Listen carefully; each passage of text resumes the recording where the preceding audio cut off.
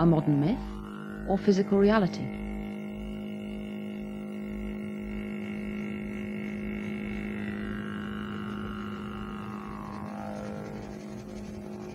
The being had these very large black eyes, luminous, not luminous, I don't mean that, I mean they didn't shine, but they were shiny in the sense that they reflected light, big black, like they were balls of black liquid. Grey, small, about 3 foot high, with great black eyes. You can't really see their mouths. You sort of know there's a nose there, but there isn't a nose there. They're ugly. They're gray in color, light to dark gray. Their bodies are incredibly thin and small in comparison to their large heads. And they're scary. Last year, a poll claimed that almost 4 million Americans are the victims of alien abduction. Around the world, thousands of people have come forward to describe an experience that is consistent and terrifying. They say that their captors are an alien race called the Greys. The stories have caught the media's imagination and sparked a growing public controversy.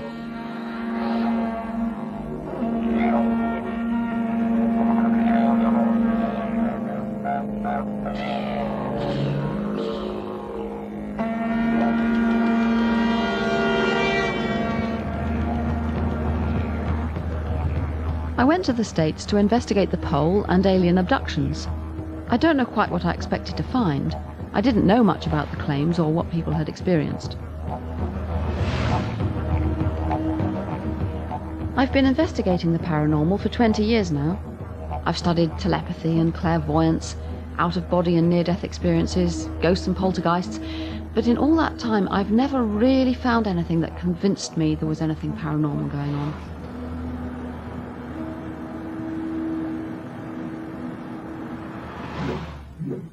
I was laying there, and just before I'd fallen asleep, off to the right-hand side of me, off to the edge of my bed, was a little white, it was a very bright white flash of light that went off. And then we proceed, almost always, to go into the light, and the light kind of acts as a source of energy to take us to that crowd. And I saw 3 beings walking out of the field towards me. They were very frightening. They were kind of walking in lockstep. They were small gray creatures wearing like blue cloaks or robes. At that point, something caught my attention on the other side of the field, and I turned and I saw another being, which when I made eye contact with it, all the fear went away immediately. It was the most intense emotions that I've ever felt at any time in my life. No big speeches, hi, we're here to save you, or, you know, what, take me to your leader, or anything like that at all. It was just very rudimentary kind of thing you'd say to an animal at a veterinarian's. Don't worry, we're not going to hurt you. This will only take a little while. Relax, this is going to be over soon.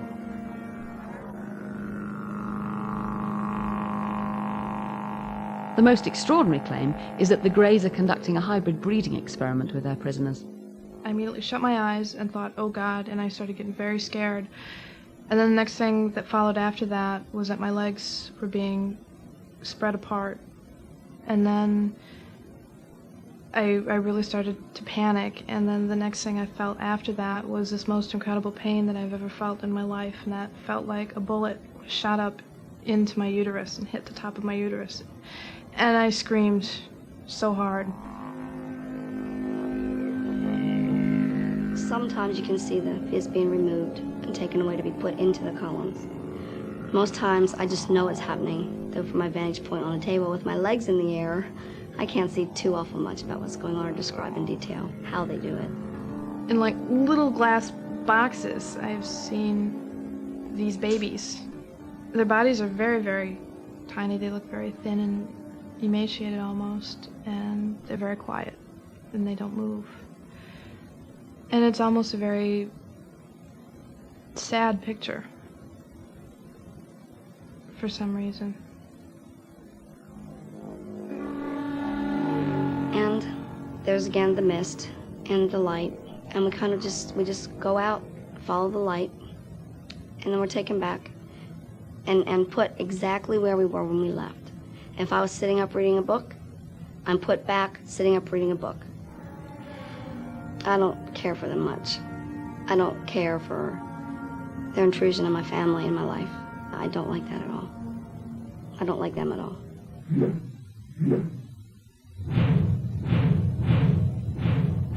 I suppose from the outset, 3 possible explanations present themselves. 1, that people are just making it up, it's some kind of invention or hoax.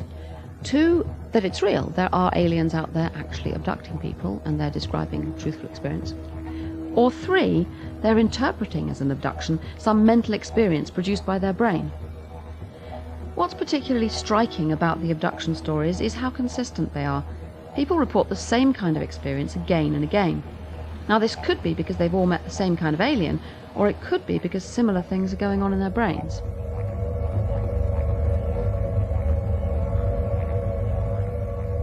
Bud Hopkins' book, Missing Time, was a key event.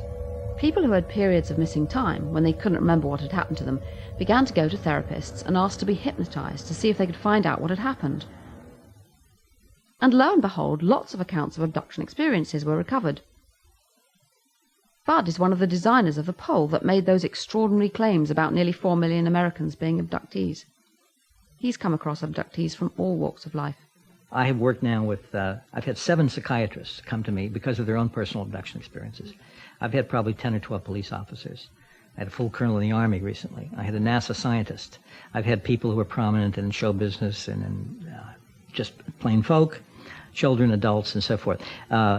People from all racial, ethnic backgrounds, virtually a cross-section.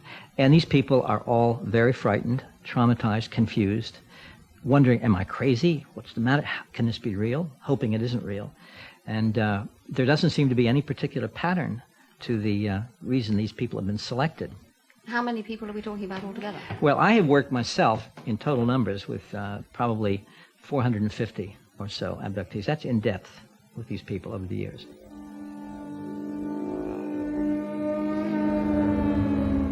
This is a problem because it makes me wonder whether the stories have been created by public knowledge about aliens and hypnotists implanting the ideas. To reassure me, Bud invited me to watch the hypnosis of a young man. It was his first session. Mark had come to him quite nervous. He'd had some experiences when he was a teenager, when he was asleep in bed, and he couldn't really remember what had happened.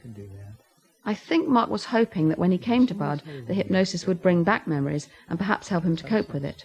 Maybe it's just a vague sense, whether it's a big, stocky person or a medium-sized person, whether it's a child, whether it's a man or a woman, you might get some sense.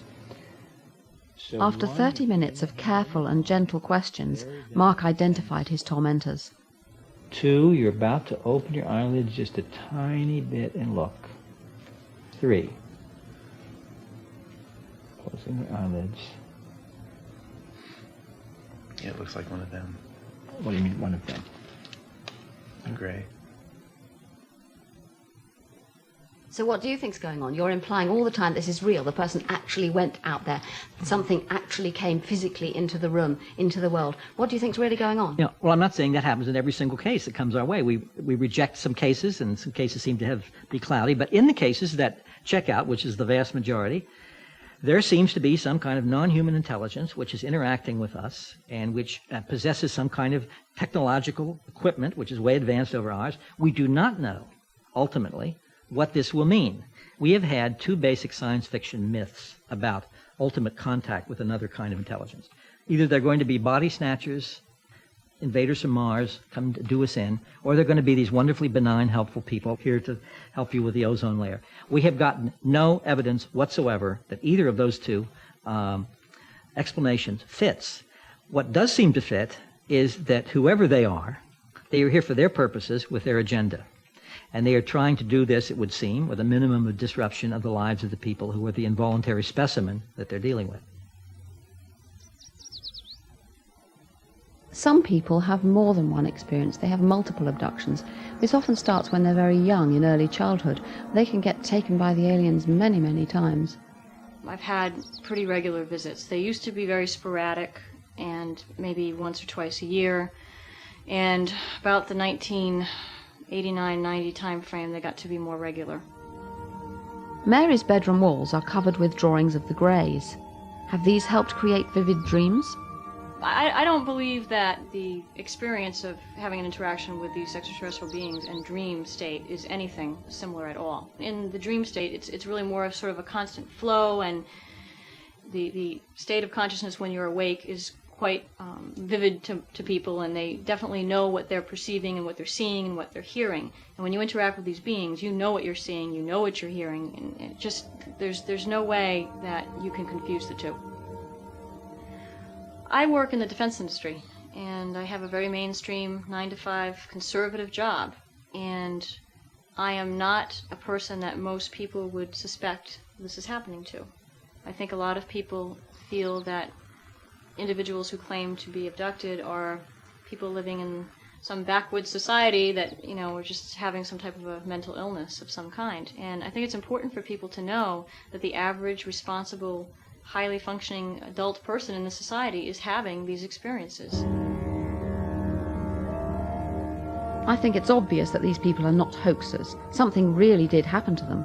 But I can't accept that an alien race could wipe out our memories, but we could still manage to recover them so easily. On the other hand, the stories I've heard sound so convincing, and the abductees seem so plausible. And there are many people who believe their stories. Amongst them is one of America's best-known psychiatrists, John Mack. When I first heard that there was an artist in New York named Bud Hopkins who took seriously the stories of people who reported being taken by alien beings into spacecraft, I thought he must be mad and he's talking about some new form of psychosis. But these people, as far as I could tell, were of sound mind, had not communicated with each other, were not getting details from the media. This was long before the great media rash of information on this subject. They were reluctant to come forth, and they described similar stories in great detail and were shocked when they would hear that someone else had had a similar experience. And the only thing as a psychiatrist that I knew that behaved like that was real experience. John, you have a very high profile, and the fact that you're a professor at Harvard tends to make people believe you. I mean, do you think you could be seriously misleading people about what's going on here? What are the other possibilities? Dreams, for instance. Dreams do not behave like that. Dreams are highly individual. One dreams according to what's going on in your unconscious at that particular time, and the dreams of one person are quite different from those of another, or some kind of trauma, for instance, like sexual abuse, which is often raised. Creating a story which replicates your abuse story. The replicated story is very similar to the original abuse, frightened of men entering your room, but it's vague, it's general. You don't have a highly complex narrative of an altogether different sort. I would never say, yes, there are aliens taking people. I would say there is a compelling, powerful phenomenon here that I can't account for in any other way, that's mysterious. There isn't a single case of an alien abduction story that fulfills my criteria that has turned out to be anything else. And yet I can't know what it is, but it seems to me it invites some kind of deeper, further inquiry. The first psychological study of abductees has been done at Carleton University, Ottawa. John Mack can perhaps afford to leave a question like, do aliens really exist, hanging in the air? But as a psychologist, it's my job to answer that question. First of all, are they mentally ill? Well, there's a stereotype out there that they're crazy people or social marginals, undereducated people, that kind of thing. And is that true? No, it's not true. It's not true. Well, what we did was we actually placed ads in the newspaper asking for people who had had any kind of UFO experiences. And some of them were abductees, some of them had seen lights in the sky or had other experiences of something that they termed to be a UFO or aliens. We interviewed them. This is one-on-one. I did all the interviews and asked them about their experiences, got as much detail as we could from them, and then we administered a battery of questionnaires that are supposed to assess things like mental illness, well-being, fantasy proneness, IQ. So we gave them a whole slew of things. We found that they went to university, intelligent people with children and families and lives. We did find differences on measures of fantasy proneness, imagery, that kind of thing. Does that lead you to think that those abduction experiences are just a question of fantasy? No. We're talking about normal people who have a relatively higher propensity for imagery and fantasy and that kind of thing.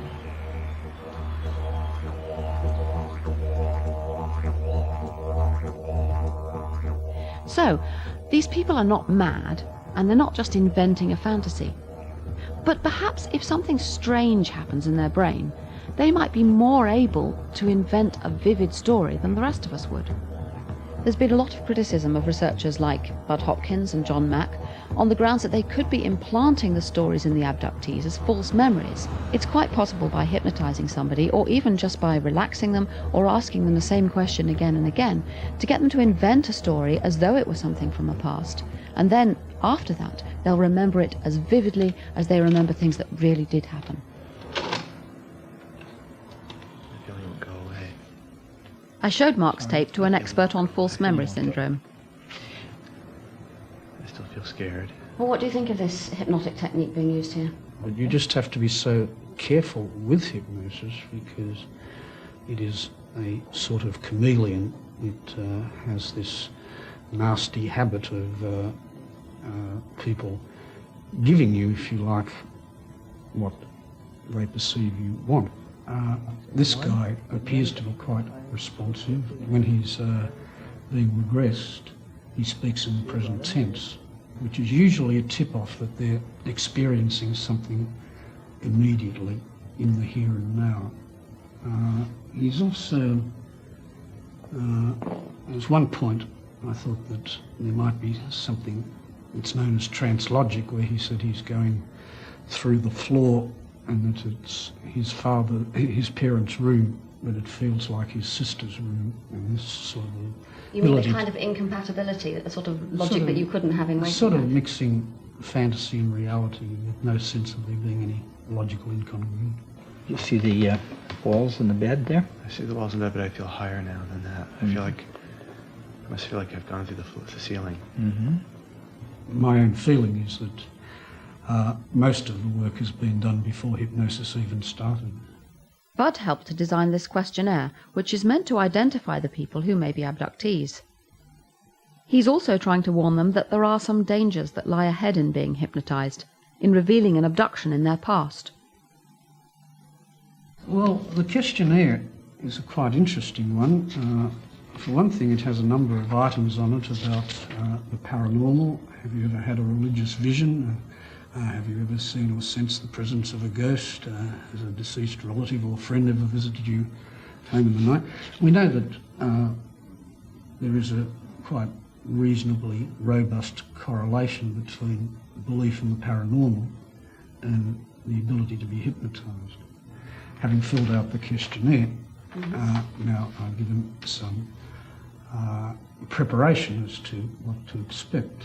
And they're told, well, the UFO is very scary, and further, hypnosis is a very scary experience. But isn't that just a sort of kind warning so that they will not go into it unprepared? Well, it seems to be emphasising it a little bit more than we ordinarily do. Well, certainly. In fact, it says here, you may finally come to see yourself correctly as a much stronger person than before and as a survivor. So he's sort of setting it up that only brave bungee jumpers do hypnosis. And you mean if you're not prepared to go through with it? Well, it means you're a wimp.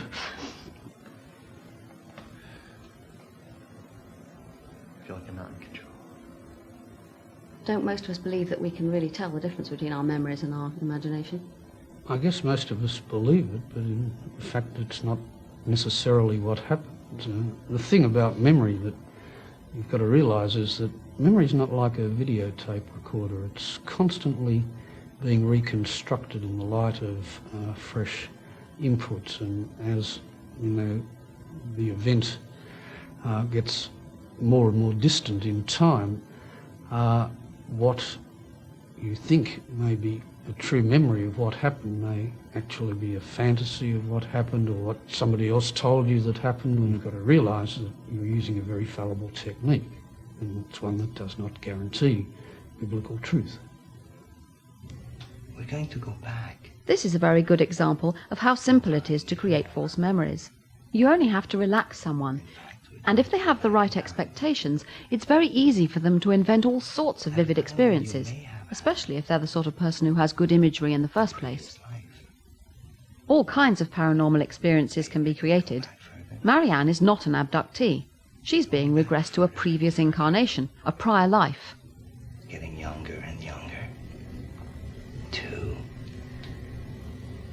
1, and 0. I didn't do very much. In fact, it's even more interesting in Marianne's case because she doesn't have this prior belief in the reality of prior life. It would be even easier with someone who comes in with a positive belief. In her case, I only know that she's a high hypnotizable subject, that she has very good imagery ability. She's able to become very much absorbed into the internal images that she creates. So I just give her the occasion to do so.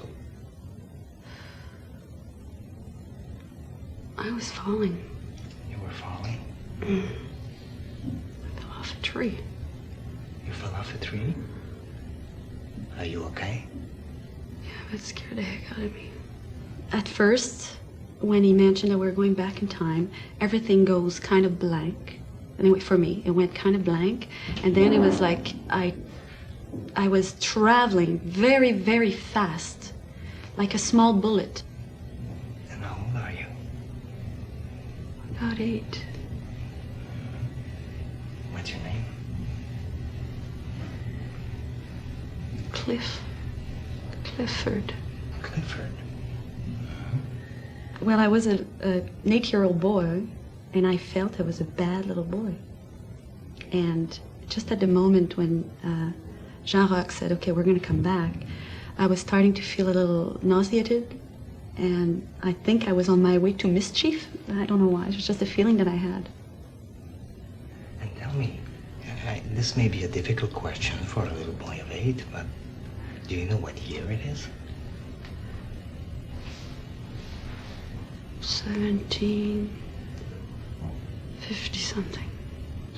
Okay. The memory that I have of this past life is just as vivid as my other memories, just as real. And I would even say, well, because it's fresh right now, it's very, very intense.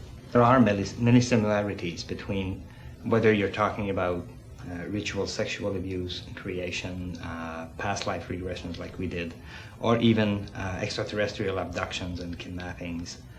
All of these memories are reconstructed in the same way. Except if you can independently corroborate these memories, there are no way to differentiate them. If you take the case, for example, of a E.T. kidnapping, well, usually a person will come in with one experience that surprised them. And then they will be hypnotized, and slowly and gradually, over repetitive testing and recalls, the memory will take shape, and it will become more detailed, and will also take reality value. It's the same thing that we just did here. If I was to re-hypnotize Marianne repetitively, going back to the same life, then she would start having a much larger history, richer history of that life. And it would, for her then, be even more difficult to differentiate between reality and fiction. Where are you? I'm in the countryside.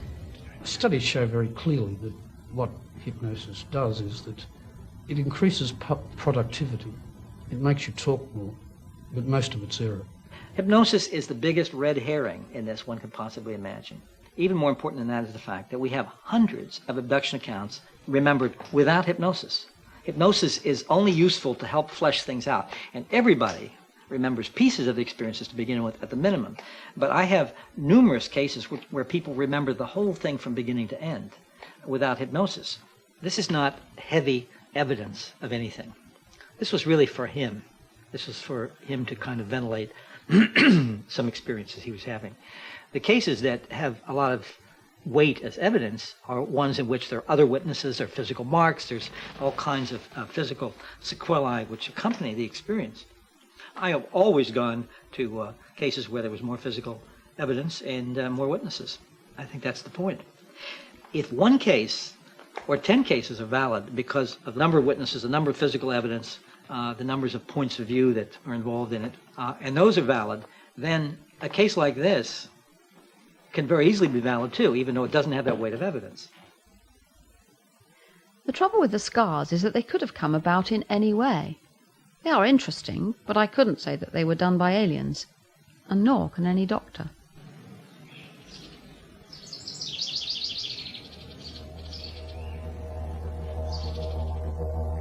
David Jacobs is author of a book containing the most detailed accounts of abduction experiences, and also a co-designer of the pole. People will describe an object being inserted by a needle-like device way up their nose. They hear a crunching sound as it passes the cartilage, goes all the way up, we think, towards their pituitary gland. Then the instrument is removed and the little BB or ball-like object on the end of it is gone. How come we haven't got any of those implants and can't see them? Well, of course, we've known about this for quite a while. We've come close, I must say, many times. We've had about 20 cases where people have sneezed these out or blown them out of their nose in some way. Each time they did not realize that they had been involved with the abduction phenomenon and thought they'd inhaled something and thrown it away or put it away for safekeeping, and over the years they got lost. In the CAT scans and MRIs that we have had, what will appear will be a little white, let's just say, density on the film surface. Now that density immediately goes into debate right away. It could be an artifact from space, it could be a calcium deposit, it could be anything. The only way you can find out for sure is actually operating and literally opening up their skull and looking at it. White spots on scans are not exceptionally rare. They're seen in many clinical cases. We do have other forms of physical evidence. One of the things that I first noticed years ago was that people were returning from these events with unusual stains on their clothes that seemed to make no sense. Stains on their underwear, on their night clothes, or whatever they were wearing to bed. We sort of know how they got these stains. Here are some of the stains. If you can see this here and this here. Yeah, this is an odd one here. Yes. So what do you think's happening? How are they getting these? Well, when they're laying on the table, sometimes these beings will use a solution on their body. We think for neurological testing. We're not exactly sure of that, but the evidence seems to suggest that.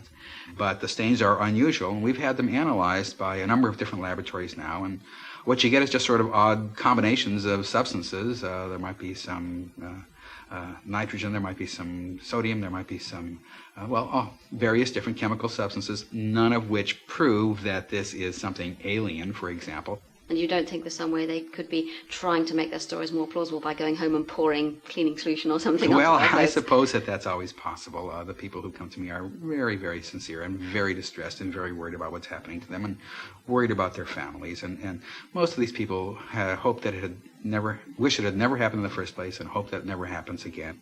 No objects of alien origin have ever been identified. The problem is that people want the evidence to be more convincing than it is. But everything you see and everything you hear is coloured by what you expect to be there. Listen to this tape.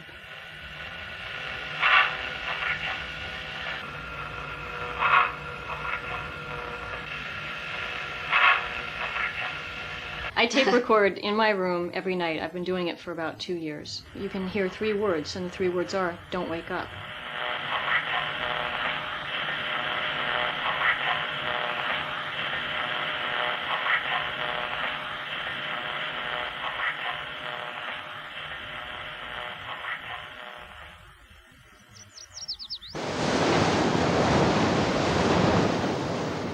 It would change things completely for me if there were convincing hard evidence, but there really isn't any solid corroboration. But what about the small number of abductees who don't need hypnosis or therapy? They wake with full recall of their experiences. I wonder if psychology can still explain this. Could the abductees be reinterpreting some other experience using cultural influences from the 20th century? Hardly anyone alive in North America now, or in most of Europe, can have failed to have seen science fiction movies, E.T., Close Encounters, all sorts of images of aliens. They're part of our culture. I've come across many other kinds of paranormal experience in which people have a strong story and detailed descriptions, such as when they come near death and go to heaven and describe green fields and brightly coloured flowers. But the strongest echoes I hear in the abductee stories are of a familiar experience, sleep paralysis.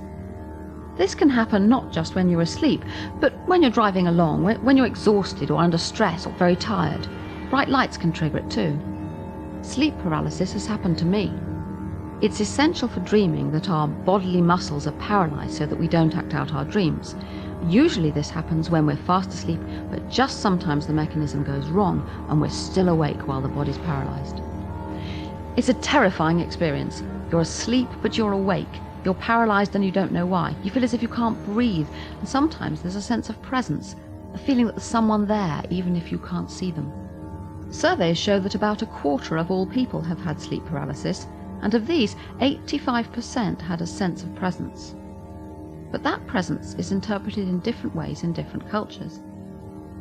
For example, the grey ghost appears in the jungles of Southeast Asia, and it's even travelled to the United States with the Hmong people, refugees from Laos. It's one of the reasons you know what kind of a thing it is. You cannot move at that time. You cannot even turn, even move your hand or leg or body. Just come and press on your chest and tickle, and then sit on top of your body. Sometimes you wake up after that goes left, but sometimes make you deep sleep. Do you have any idea why it picked on you? I have no idea. You've not done something terrible? No. And how many times has it happened to you altogether? I could not count when I was a young man in my country, but it happened to me in Philadelphia here. Does it still happen to you? Not about 5 years ago. Because I have the picture of Jesus Christ hang on the wall, and then since then never happened to me. In Newfoundland, Canada, the old hag appears as a dark, menacing figure and tries to strangle victims of sleep paralysis. People weren't a bit shy or embarrassed about the old hag. In fact, they were quite willing to talk about their experiences if you bought them a pint or two.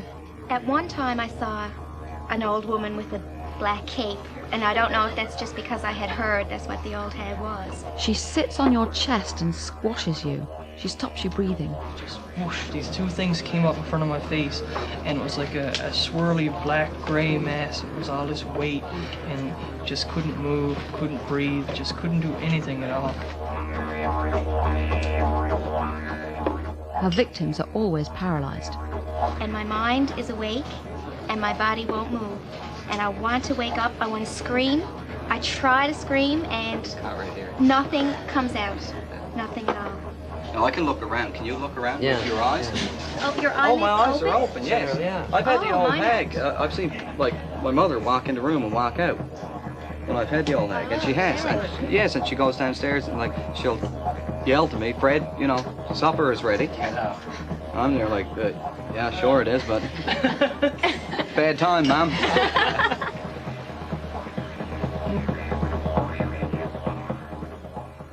So did the first psychological study find sleep paralysis under the technological gloss of alien abductions? I think it was about 25% of the intense experiences that seemed to be actually explanations or descriptions of episodes of sleep paralysis. What was the description they gave? Well, typically that they were in their beds, woke up in the middle of the night, found they were unable to move, frequently described a feeling of being pushed down or held down by some unseen force. The standard description focused on the eyes as being very big, very dark. So what should I make of the poll? Conducted by the respected Roper organization, it was a telephone survey of 5,947 Americans and asked a range of questions supposed to identify potential abductees. The poll itself was well carried out, but what I don't understand is how you jump from a few simple questions that don't seem to be about abductions to the conclusion that someone has been abducted. Tell me what you think about the conclusions of the Roper poll. Well, the Roper poll has indicated to us that there are about 5 million Americans who have had experiences that are consistent with the experiences that abductees have had before they understood that they were involved with the abduction phenomenon, before they knew they were abductees. At the very least, it's told us that there's an awful lot of potential abductees out there, maybe even millions. Isn't there a danger that these are just perfectly normal experiences and that you're almost persuading people that they must have been abducted and causing panic and fear? Well, we know that the vast majority of people, that is maybe 80 to 85% of everybody, have never had any unusual experiences of the sort that I'm talking about at all. What is normal is not having these experiences, and we know that for an absolute fact. David Jacobs couldn't be more wrong. In fact, the majority of people have had some kind of unusual experience. I don't think the poll tells us anything specific about abductions at all. All the events described in it happen to people when they have sleep paralysis and other perfectly explicable experiences. But there's still something missing here. I can't quite see why there's this strong sense of feeling pulled from the body, of flying up into the spaceship, of being prodded by aliens. Sleep paralysis can get us so far, but I don't think it can explain the whole experience. It doesn't, for example, have the familiar journey, being taken out of the bedroom and far away. Nor does it have the sexual aspects, which are so common amongst abductees. But these do appear in ancient myths, such as the incubus and succubus, demons who come along in the night and have sexual intercourse with people against their will. Their purpose is to produce half-devil, half-human babies. The similarities with abductions are obvious. Then there are the fairy abduction myths, where people are taken away or babies replaced by changelings. Most people in our culture have probably heard of one or other of these stories, and hypnosis and relaxation are just the times when these deep tales are going to surface. I suspect there's a common experience underlying these myths and alien abductions. Again, it's to be found in the brain. Actually, this is my son, Jolien, and I can use him to demonstrate what might be an explanation of abduction experiences. Here, either side of the head, are the temporal lobes of the brain. Well known because in temporal lobe epileptics, this is where the focus is of the problem that they have. But what's less well known is that everybody has a lot of activity going on in these parts of the brain, which can induce experiences of floating and flying, mystical experiences, and so on. All the time, most of the brain is active, but parts being used at any time are more active than others, and each part of the brain consists of lots of cells, millions of cells in fact, interconnected. Some are exciting other cells, some are inhibiting others. It's very easy to see that activity here can be producing hallucinations and strange experiences, which might account for abduction experiences.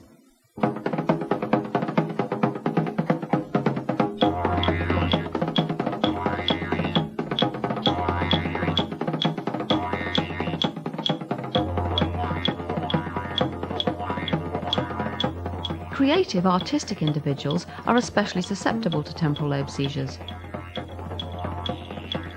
These misfirings can be common, but are normally very mild. They can happen without warning and are very hard to study.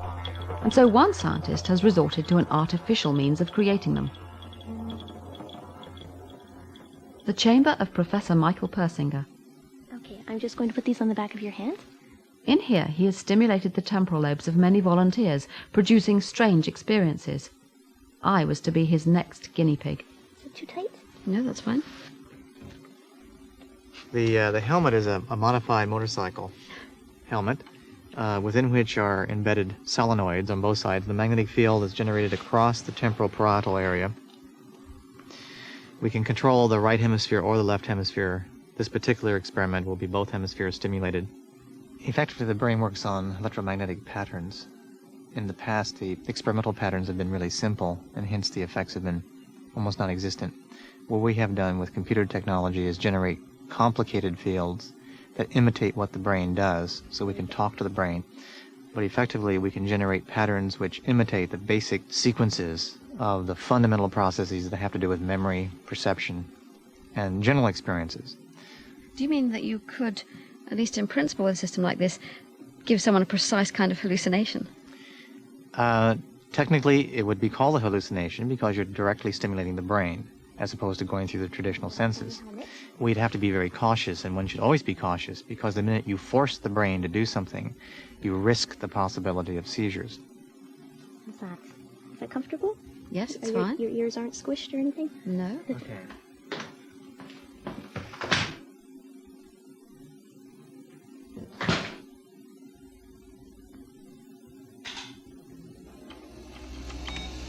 The experiences that are generated experimentally are primarily the fragments of abduction-type experiences and mystical-type experiences, and even the beginning of some kinds of psychical or often near-death-like experiences. So pleasant vibrations, feeling being light, leaving the body, perhaps a sense of a presence.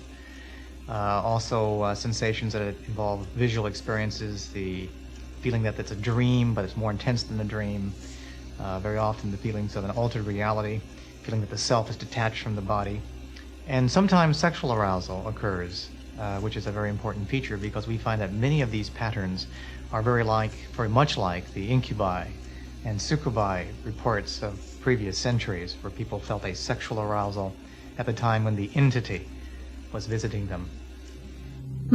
Well, I didn't really fancy the idea of being molested by an apparition. Okay, Dr. Blackmore, would you like to close your eyes and keep them closed, please?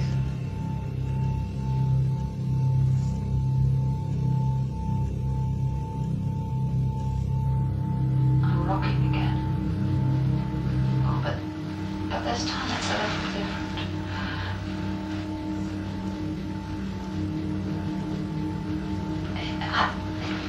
It's as though something's got hold of my left leg and my ankle. The whole of my left leg seems to be being stretched. Oh, this isn't very nice. Horrid. It's as though something's pulling me, but I can't see what it is doing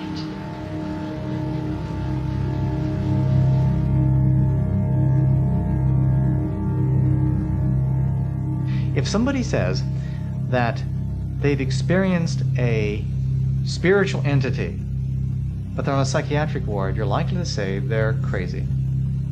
But if they have the exact experience and they're in a church pew, you're more likely to say it's real.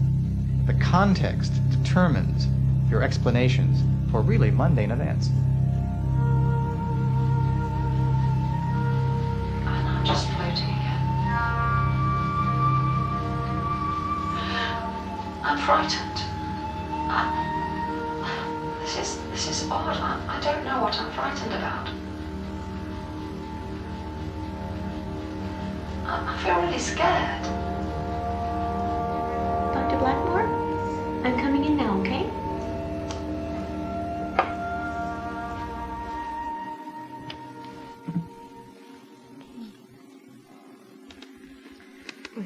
Oh, it was much lighter. That was very interesting. In the first, or of course the time's a bit strange, but in the first few minutes I was sort of thinking, well, is anything happening? And ought I to say anything? And then suddenly, it was perfectly obvious this wasn't, as I've normally been in rooms like this, and had interesting visual images. It wasn't like that at all. Persinger has come across some curious alien abduction cases that he suspects were really episodes of temporal lobe seizure, those linked to glowing balls of light, UFOs. Our data indicate that for some of the more well-known cases, such as Travis Walton, and some of the classic ones where there was a ball of light, either directly observed or recalled or other people saw it, and the person came close to the ball of light and suddenly they had a seizure-like effect where they were knocked unconscious or they had tingling sensations, yes, that's a direct impact on the brain. And very often when these individuals woke up, which they often did after a few minutes, sometimes 2 or 3 days, not that they were asleep, but they were amnesic, they experienced or reported an abduction scenario. In the late 1960s, I became interested in why certain kinds of phenomena are left out of science. Luminous phenomena were one of them, called UFOs. And so I began to look at about 4,000 or 5,000 of these events. So I codified them and put them on computer and began to determine if there were any kind of energetic sources that could explain these unusual things. My assumption was that it would require tremendous energy to produce these real oddities of the space-time fabric.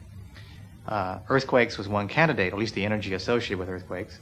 And actually, I didn't do anything. I have to thank the computer, because when the analysis first came out, it became very clear that what were called luminous phenomena in the last century were highly correlated with earthquakes, and that these phenomena occurred weeks to months before earthquakes. When I applied the same formula to the contemporary setting, those phenomena were called UFOs, unidentified flying objects, most of them being luminous balls of light. Film shows the electrical discharges released when rock is crushed under pressure, an event likely to happen in the build-up to even minor earthquakes. Persinger suspects that these lights might also emit the electromagnetic waves that cause temporal lobe hallucinations. Apparitional phenomena preceding earthquakes are really quite common.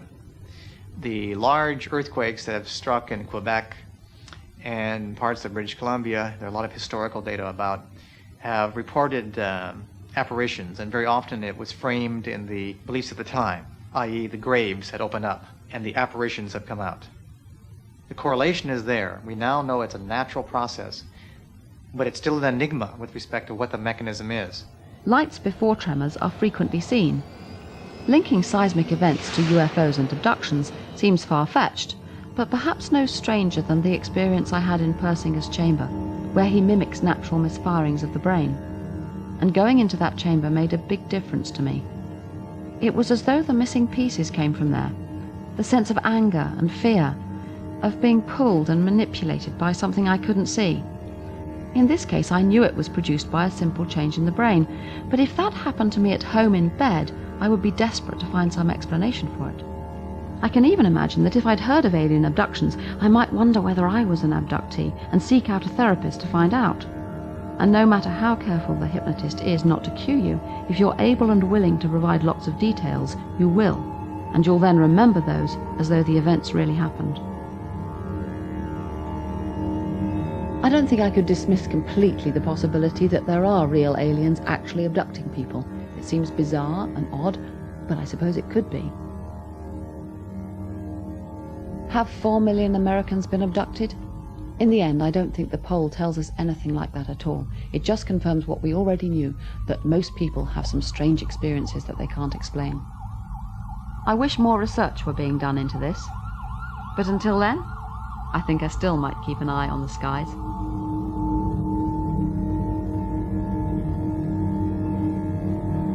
Right, I've got my alien invasion survival card.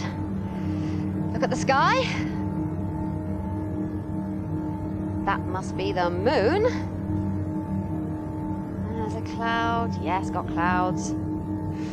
Oh, it'll even help me identify seagulls. But can I see a UFO?